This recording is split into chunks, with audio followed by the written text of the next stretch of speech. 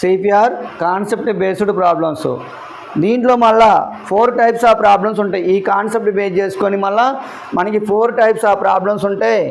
First one ఏంటంటే percentage increase or decrease, percentage increase or decrease, percentage increase or decreased. Next one mixture based problems, mixture based problems, mixture based problems. Third one వచ్చేసి price and consumption, price and consumption problems, price and consumption problems.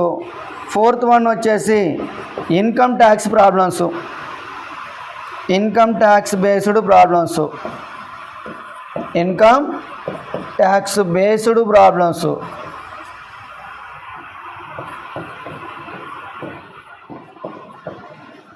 ఇది CPR concept based problems. 4 types ఉంటాయి. దీంట్లో 4 types. First one వచ్చేసి percentage increase or decrease, second one mixture based problems, third one price and consumption based problems, fourth one వచ్చేసి income tax based problems. ఈ 4 వచ్చేసి మనకి ఏ concept అంటే CPR concept, CPR constant. CPR concept, CPR mean constant product ratio, CPR mean constant product ratio, constant product ratio. మరి దీన్నే మీరు ఇంకా ఏ విధంగా గుర్తుంచుకోవాలంటే A into B is equal to C, A into B is equal to C అనే concept based కూడా మీరు గుర్తుంచుకుంటే సరిపోతుంది. దాన్నే మనం సింపుల్గా సిపిఆర్ కాన్సెప్ట్ అని చెబుతున్నాం. Constant product ratio, constant product ratio. For example చూడండి, ఈ కాన్స్టెంట్ ప్రొడక్ట్ రేషియో ఏంటంటే మనకి ఏరియా వస్తుంది, ఏరియా వైశాల్యము లెంత్ ఇంటూ బ్రెత్. రెక్టాంగిల్ అనుకోండి, దీర్ఘచతురస్రము, ఏరియా ఈజ్ ఈక్వల్ టు ఏంది L into B, L into B is equal to ఏంటంటే పొడవు ఇంటూ వెడల్పు ఈజ్ ఈక్వల్ టు వైశాల్యము, పొడవు ఇంటూ వెడల్పు ఈజ్ ఈక్వల్ టు ఏంది వైశాల్యము. నెక్స్ట్ ఇలా దీన్ని A into B is equal to constant ఈ విధంగా వస్తుంది. దాన్ని ఏమంటామంటే మనం దాన్ని సిపిఆర్ కాన్సెప్ట్ అంటాం. సో మరి సిపిఆర్ కాన్సెప్ట్ గురించి ఎక్స్ప్లెయిన్ చేద్దాం. ఫస్ట్ మనం ఫర్ ఎగ్జాంపుల్ 20% ఇంక్రీజ్ అయింది అనుకోండి, ఇక plus A by B, A by B. So పైకి బాణం గుర్తు యారో మార్క్ పైకి ఉంటే ఇంక్రీజ్ అయినట్టు. So A by B fraction value, so B మీద ఏ ఇంక్రీజ్ అవుతున్నట్టు. అంటే ఏ బై బి అంటే డినామినేటర్లో ఉన్నటువంటి ఆరంలో ఉన్నటువంటి వాల్యూ ఒరిజినల్ వాల్యూ, బి అనేది ఒరిజినల్ వాల్యూ. పైన ఉన్నటువంటి వాల్యూ ఇక్కడ ప్లస్ ఉందంటే పెరుగుతున్నట్టు, మైనస్ ఉంటే తగ్గుతున్నట్టు. సో బి అనేది ఒరిజినల్ వాల్యూ, సో ఏ అనేది ఇంక్రీజ్ అవుతున్నట్టు. If even plus symbol increased, minus symbol decreased. So దీన్ని ఏ విధంగా చేంజ్ అవుతుందంటే డినామినేటర్లో బీకి బీనే రాస్తూ ప్లస్కి ఆపోజిట్ మైనస్, పైన ఏముంటుంది ఇక్కడ ఏ ఉంటే ఇక్కడ ఏనే ఉంటుంది ఏ. సో ఇప్పుడు ఏం చేయాలి, ఈ బి ప్లస్ ఏ అని రాయాలి డినామినేటర్లో. సో ఇక్కడ ఆల్రెడీ బి రాసినాం కదా, బి ప్లస్ ఏ అని రాయాలి. సో ఇక్కడ ఆరో మార్క్ ఎలా ఉంటుందంటే కిందికి. సో ఇది ఇంక్రీజ్డ్, ఇది డిక్రీజ్డ్ అని అర్థం. సో మైనస్ సింబల్ ఉంటే డిక్రీజ్డ్, ప్లస్ సింబల్ ఉంటే ఇంక్రీజ్ అవుతున్నట్టు అర్థం. ఇది ఫస్ట్ వన్. సెకండ్ వన్ చూడండి, సో ఏ డిక్రీజ్ అవుతుంది అనుకోండి. So A by B decreased mean minus symbol. So arrow mark ఎందుకుందంటే డిక్రీజ్ అవుతున్నట్టు. సో దీన్ని కన్వర్ట్ ఏ విధంగా చేయాలంటే, సో ఇక్కడ మైనస్కి ఆపోజిట్ ప్లస్, మైనస్కి ఆపోజిట్ ప్లస్. ఇక్కడ ఏముంది కాబట్టి A by B minus A, so B minus A symbol ఇక్కడ ప్లస్ కాబట్టి సో డిక్రీజ్ అవుతుంది. సో బిలో ఏ డిక్రీజ్ అయితే ఇక్కడ బి మైనస్ ఏలో ఏ ఇంక్రీజ్ అవుతున్నట్టు. సో ఇది డిక్రీజు, ఇది ఇంక్రీజు, ఇక్కడ ఇంక్రీజు డిక్రీజు. ఈ విధంగా మనం ఇది సిపిఆర్ కాన్సెప్ట్లో ప్రాబ్లంని సాల్వ్ చేయడానికి ఈజీ మెథడ్. ఫర్ ఎగ్జాంపుల్ చూడండి. సో దీనికి ఒక ఎగ్జాంపుల్ చూద్దాం. 20% ఇంక్రీజ్ అవుతుంది, ఎంత పర్సంటేజ్ తగ్గాలి? ఇప్పుడు ఏం చెప్పినా మీకు area is equal to L into B అని చెప్పిన. Area is equal to L into B అని చెప్పిన. సో ఏరియా అనేది కాన్స్టెంట్, ఏరియా కాన్స్టెంట్గా ఉన్నప్పుడు ఏరియా మారకూడదు. ఫర్ ఎగ్జాంపుల్ ఇక్కడ ఏరియా, సో లెంత్ని ఏం చేస్తున్నా అంటే 20% ఇంక్రీజ్ చేస్తున్నా, 20% ఇంక్రీజ్ చేస్తున్నా. మరి బ్రెత్ని ఎంత డిక్రీజ్ చేయాలి? ఇక్కడ బ్రెత్ని ఎంత పర్సంటేజ్ డిక్రీజ్ చేస్తే దాని యొక్క ఏరియాలో మార్పు ఉండదు అంటుండు. ఇప్పుడు ఇక్కడ వైశాల్యం తీసుకున్నామా, పొడవు ఇంటూ వెడల్పు వైశాల్యం అని చెప్పుకున్నాం మనం. సో పొడవుని ఏం చేసినామంటే 20% ఇంక్రీజ్ చేసినాం. దాని వైశాల్యంలో మార్పు రాకుండా ఉండాలంటే వెడల్పుని ఎంత పర్సంటేజ్ డిక్రీజ్ తగ్గించాలి అంటుండు. పొడవుని 20% పెంచిండు, దాని వైశాల్యంలో మార్పు రాకుండా ఉండటం కోసం వెడల్పుని ఎంత పర్సంటేజ్ తగ్గించాలి అంటుండు. రైట్, దీన్ని 20% ఇంక్రీజ్ అంటుండు. 20% ఫ్రాక్షన్ వాల్యూ వచ్చేసి మనకి 1/5. చూడండి 20% కదా, దీని ఫ్రాక్షన్ వాల్యూ ప్లస్ 1/5. భిన్న రూపం ఎంత? 1/5. ఇంక్రీజ్ అవుతుంది కాబట్టి ప్లస్. రైట్, దీన్ని చేంజ్ చేయాలి. సో ప్లస్ ఉంది కాబట్టి ఆపోజిట్ సింబల్ -1 ఉంటే 1/. సో 5 + 1 అంటే 6. మరి 1/6 అంటే 1/6 ఫ్రాక్షన్ వాల్యూ ఎంత అంటే 16/2/3. 16/2/3% డిక్రీజ్ చేయాలి. అంటే వైశాల్యంలో మార్పు రాకుండా ఉండటం కోసం పొడవుని 20% పెంచితే వెడల్పుని ఎంత శాతం తగ్గించాలి అంటే 16/2/3% తగ్గించాలి అంటుండు. నెక్స్ట్ చూడండి ఇక్కడ, నెక్స్ట్ ఈ కాన్సెప్ట్ డిక్రీజ్ కాన్సెప్ట్ చూద్దామని. ఇప్పుడు ఒకవేళ పొడవుని 20% తగ్గిస్తే 25% తగ్గించిండు పొడవుని, అప్పుడు వెడల్పుని ఎంత శాతం పెంచాలి అంటుండు. దీన్ని ఎంత పర్సంటేజ్ పెంచాలి? సో ఏరియా అనేది constant, area A is equal to L into B, A is equal to ఏంది ఎల్ ఇంటూ బి. సో మరి చూడండి, వైశాల్యంలో మార్పు రాకుండా ఉండటం కోసం పొడవుని తగ్గిస్తుండు, 25% తగ్గిస్తుండు, వెడల్పుని ఎంత శాతం పెంచాలి? Length is decreased by 20%. How much percent breadth is decreased if no result effect on its area అనేది కాన్సెప్ట్ ఇక్కడ. అంటే పొడవుని తగ్గిస్తుండు, మరి వెడల్పుని ఎంత శాతం పెంచితే దీని యొక్క ఏరియాలో మార్పు ఉండదు అంటుండు. రైట్, 25%. మరి 25% అంటే దీని యొక్క ఫ్రాక్షన్ వాల్యూ ఎంత అంటే 1/4. ఇక్కడ ఏం చేస్తుండు? తగ్గిస్తుండు. సో లెంత్ డిక్రీజ్ చేస్తుండు కాబట్టి మైనస్. సో దీనికి ఆపోజిట్, సో మైనస్ ఉంది కాబట్టి ఏం తీసుకోవాలి? ప్లస్ తీసుకోవాలి. ఇక్కడ 1 ఉంది కాబట్టి 1/4 - 1 అంటే 3. 4 - 1 అంటే 3. సో 1/3 అంటే 33. 1/3% ఇంక్రీజ్ చేయాలి. సో వెడల్పుని ఎంత శాతం పెంచాలి? 33/1/3% పెంచాలి. ఇది సిపిఆర్ కాన్సెప్ట్. ఇది ఇంక్రీజ్ అయినప్పుడు ఎంత శాతం డిక్రీజ్ చేయాలి, డిక్రీజ్ అయినప్పుడు ఎంత పర్సంటేజ్ ఇంక్రీజ్ చేయాలన్న దానికి. మరి ఈ సిపిఆర్ కాన్సెప్ట్ చూడండి, ఈ సిపిఆర్ కాన్సెప్ట్ మీద మనం డిఫరెంట్ టైప్స్ ఆఫ్ ప్రాబ్లమ్స్ ఉంటాయి. ఇప్పుడు మేము ఆల్రెడీ చెప్పిన మీకు ఫస్ట్ వన్ ఏం చెప్పినాం? ఏరియా ఈజ్ ఈక్వల్ టు ఏం చెప్పినాం? లెంత్ ఇంటూ బ్రెత్ అని చెప్పినాం. నెక్స్ట్ రెండోది ఏంటంటే వర్క్ ఈజ్ ఈక్వల్ టు ఏంటంటే time into efficiency.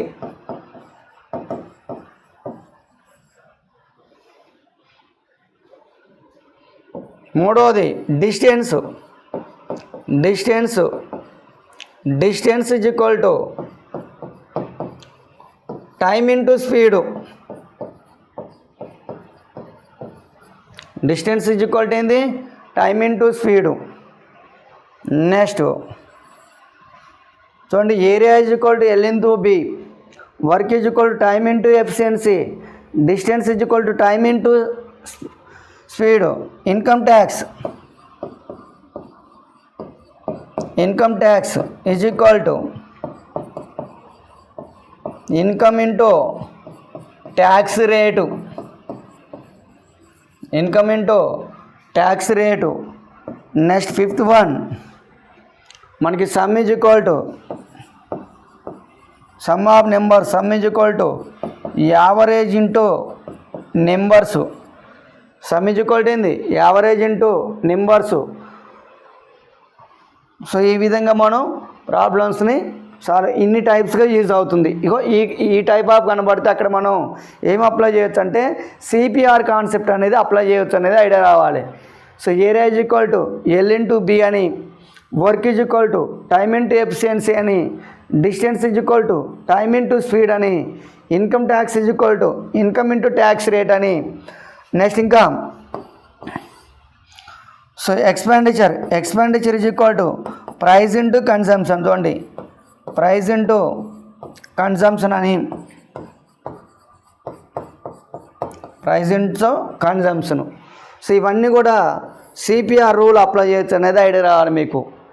So A into B is equal to constant. So AB rule లాగా A into B is equal to constant అనే term ఎక్కడైతే కనిపిస్తుందో సో ఇది వచ్చినప్పుడు మనం సిపిఆర్ కాన్సెప్ట్ అనేది అప్లై చేయవచ్చు అనేది ఐడియా రావాలి. ఇదే ఏరియా ఎల్ ఇంటూ బి, ఇదేంటిది మెన్సురేషన్ టాపిక్, క్షేత్ర గణితము. So work time into efficiency, కాలము పని time and work topic. Distance time into speed అంటే దూరం ఈజ్ ఈక్వల్ టు కాలము ఇంటూ వేగము, కాలము దూరము topic, time speed distance. Income tax is equal to income into tax rate. Sum is equal to average into number. So మొత్తం is equal to సగటు into సంఖ్య, average topic.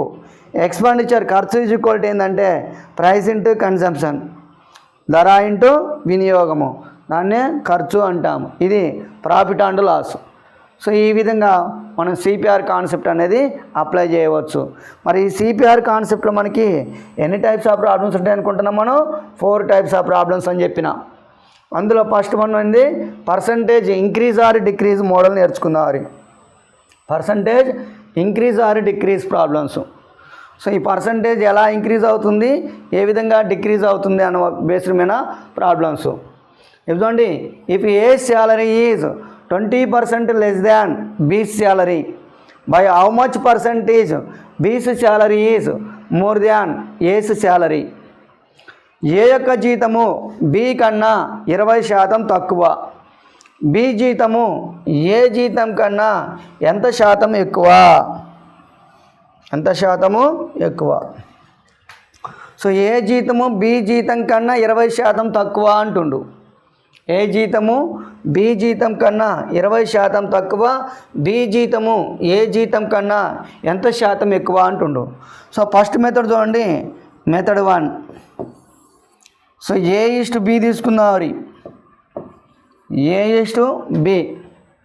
So A జీతము B కన్నా 20% తక్కువ, B కంటే 20% తక్కువ, B 100 అయితే, B 100 అయితే సో ఏ జీతము తక్కువ, 20 తక్కువ కాబట్టి 80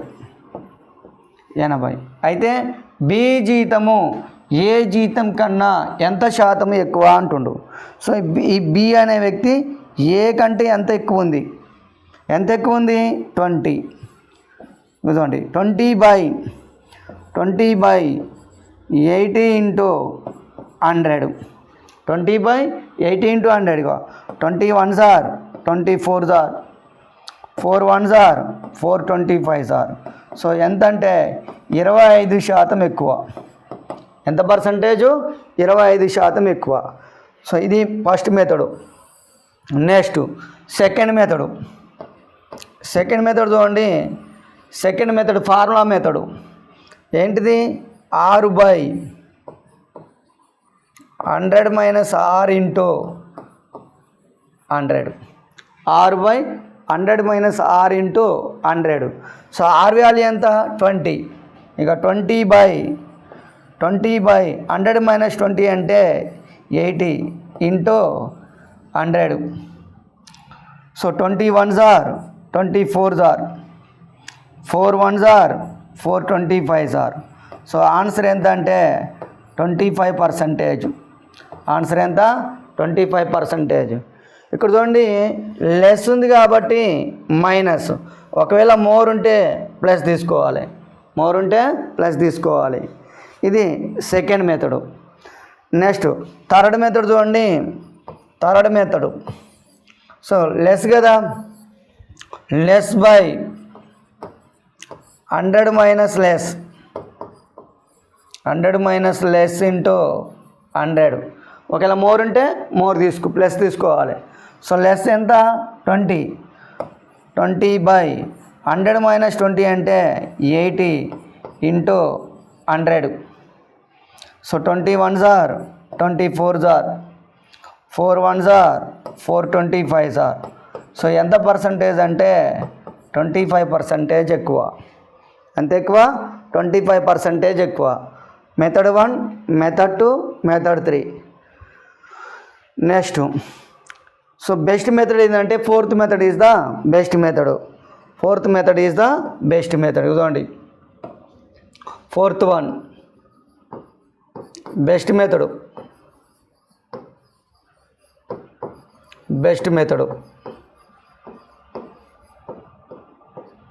మనకి 20% లెస్ అన్నాడు. ప్రాబ్లం ఏమన్నాడు? 20% లెస్ అన్నాడు. సో 20% లెస్ కాబట్టి 20% వాల్యూ 1/5 ఫ్రాక్షన్ వాల్యూ. లెస్ కాబట్టి ఏం తీసుకోవాలి? మైనస్. ఇప్పుడు దీన్ని కన్వర్ట్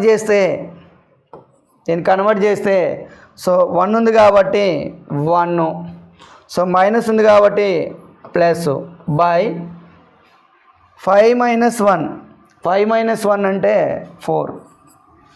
సో 1/4 1/4 అంటే 25%. 1/4 మే 25% ఇంక్రీజ్ అవుతున్నట్టు, పెరుగుతున్నట్టు. ఇక్కడ మైనస్ కదా, ఇక్కడ ఏముంది ప్లస్ కాబట్టి ఇంక్రీజ్ అవుతున్నట్టు. ఎంత అంటే 25%. సో ఆన్సర్ ఎంత అంటే 25%. Answer will be 25%. క్లియరా? Method 1, method 2, method 3.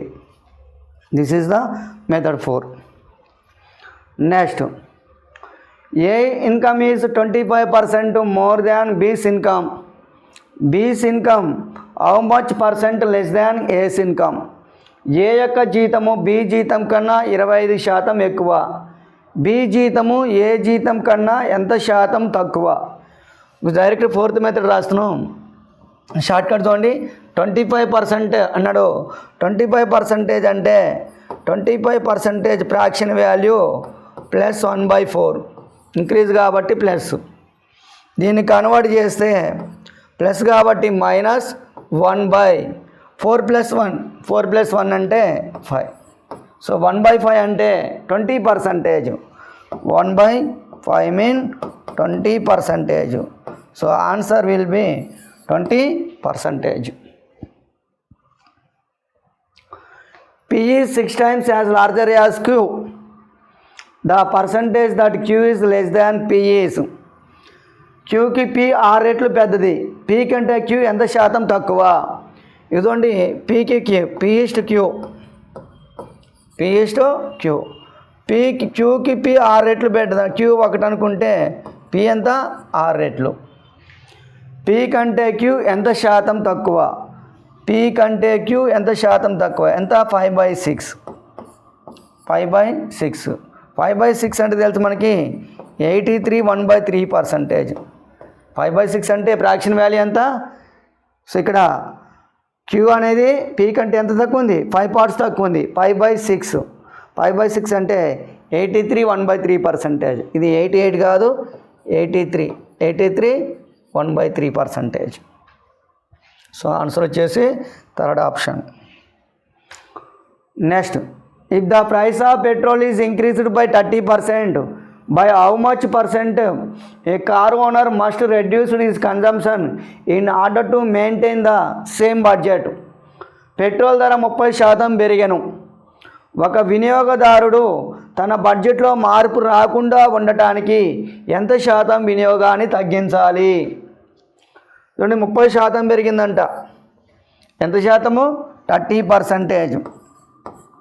సో 30% అంటే +3/10 అని అర్థం. 3/10.